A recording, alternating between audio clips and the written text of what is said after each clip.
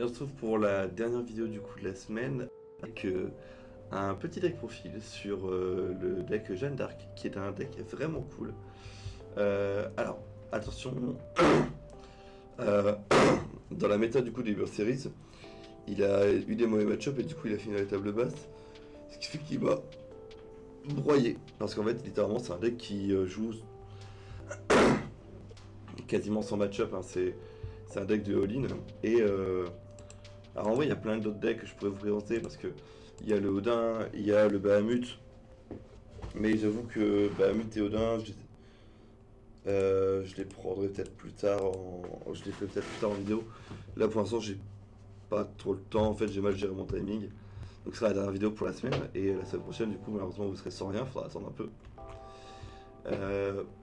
Mais c'est un super deck, vous allez voir, franchement. Moi, je le kiffe, ce deck-là. Quand je l'ai croisé, hop. Donc je vous le balance ici, histoire que vous l'ayez. Hop, on passe sur mes decklists. Et vous avez le deck du coup ici qui s'appelle Jeanne au secours. Donc Jeanne au secours, c'est un deck qui est génial parce qu'en fait vous jouez sur les humains avec Jeanne. Donc il vous dit que normalement vous pouvez payer 0 si un humain a été mis du cimetière sur le terrain. Enfin du cimetière depuis le terrain ce tour-ci. Qui vous permet de gérer tous les réseaux du coup humains. Donc en fait c'est parce que vous avez donné des humains un peu à l'adversaire. Vous avez Kane qui va exister en fait parce que lui va pouvoir avoir accès à la bandolière du coup de l'envie, qui vous dit que en payant 1200 points de vie vous mettez du coup 6 compteurs boulettes sur lui, et en retirant un compteur boulette vous donnez rapidité percée ou Bane à votre G-Roller Kane. Vous pouvez également du coup jouer un Cognate en payant son coup, ça a été changé. Donc attention là-dessus, mais au moins vous pouvez jouer en swiftness. Vous pouvez empêcher une capacité ou un sort d'être cancel.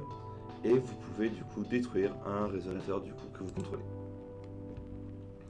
Vous allez jouer sur la foi de la fille qui est littéralement la carte du deck. En fait, elle donne +4/+4 aux humains. Vous pouvez la poser pour 0 en mastery du coup avec Nameless. Et ensuite du coup...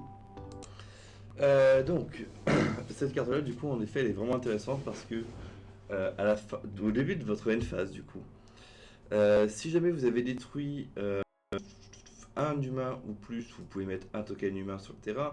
Si vous en avez détruit 2 ou plus, vous pouvez piocher une carte. Et si vous en avez détruit 3 ou plus, vous pouvez mettre une carte pierre magique, depuis le cimetière dans la main. Mais ça en vrai c'est un peu le bonus. Le bonus par exemple de pouvoir draw sur 2. Ce qui est vraiment intéressant, c'est que vous allez choisir un humain résonateur non token que vous contrôlez, vous allez le donner à l'adversaire. Et si vous le faites, du coup, vous produisez 2 mana. En fait, ce qui est intéressant, c'est que souvent la combo, c'est que vous allez jouer Abel.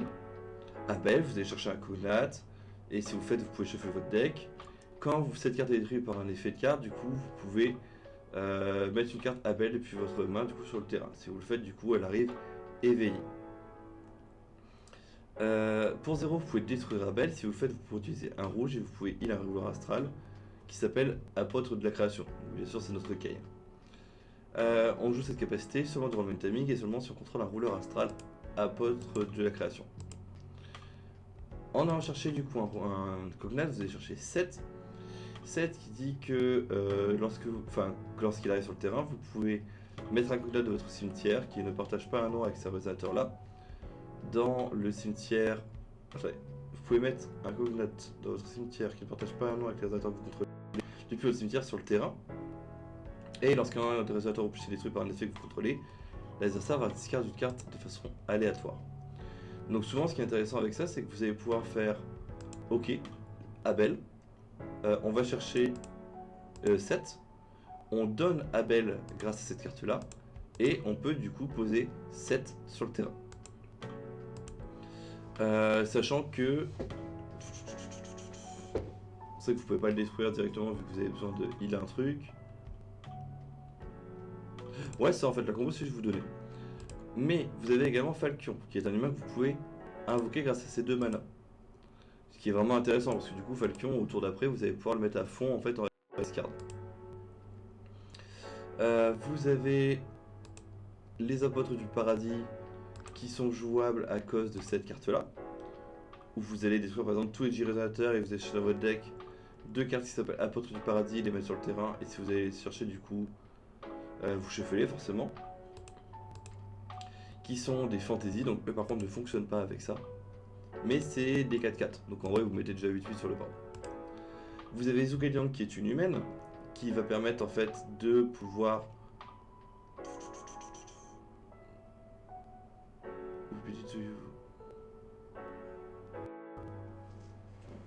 Que si vous mettez des dégâts du coup vous pouvez produire un rouge. C'est pour ça que du coup normalement ils jouent les pierres qui mettent des dégâts aussi.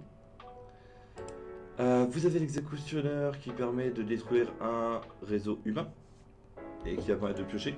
Donc en vrai, même ça c'est même la combo de base, hein, c'est-à-dire que vous faites 1, vous donnez à l'adversaire, vous invoquez l'exécutionneur d'Orléans et vous pouvez du coup poser cette carte là qui lorsque vous détruisez, vous mettez un humain token sur le terrain.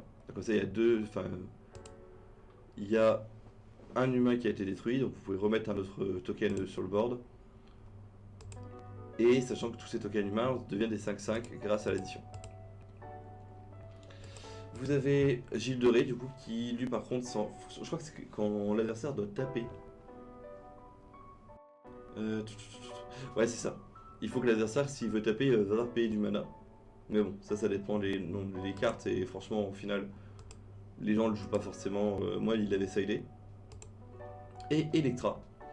Parce que Electra est une humaine et du coup quand vous êtes au tour 2, vous faites ça. Tour 2, je donne un réalisateur humain à l'adversaire, je fais 2 mana.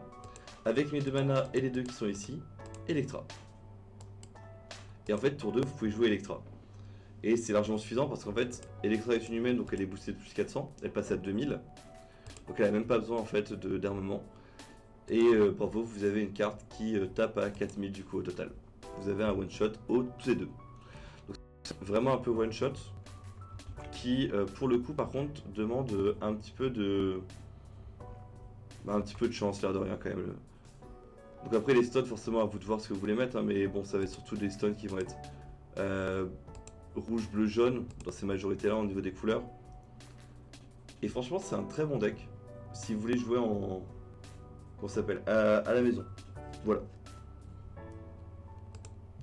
Parce que Zhuge ouais non elle est bannie je crois que la Nullstone. Je crois qu'on peut la jouer avec de mémoire. Ou ils l'ont déban le truc, je crois qu'ils l'ont déban, je suis plus sûr. Mais sinon oui en fait il y avait la Nullstone qui permettait de faire du coup 2 rouges. Et de jouer avec, mais je sais plus si elle est jouée. Mais en tout cas il faut absolument une base en tout cas blanche pour pouvoir jouer des Abel au TA. Ça c'est quasiment obligatoire. Voilà. Et en fait ce qui est intéressant c'est que sinon vous pouvez en gros le discard pour 0, vous allez chercher dans votre deck un Abel. Avenger du coup qui est pas là du tout, non j'ai un dit donc le label du coup vous ne le jouez pas dans cette version là, mais bon c'est une carte qui peut être intéressante. Sur les pierres magiques du coup je vous laisserai voir un petit peu, c'est une decklist que j'ai récupérée d'un gars des Uber Series. Je sais pas si on peut dire que c'est méta, mais en tout cas ça broyer des decks faciles, franchement c'est vraiment le fait d'avoir Falchion qui peut bourriner, vu que lui il est à 1100. Il faut alors que je me trompe pas donc il faut 3000, il faut 2009 divisé par 4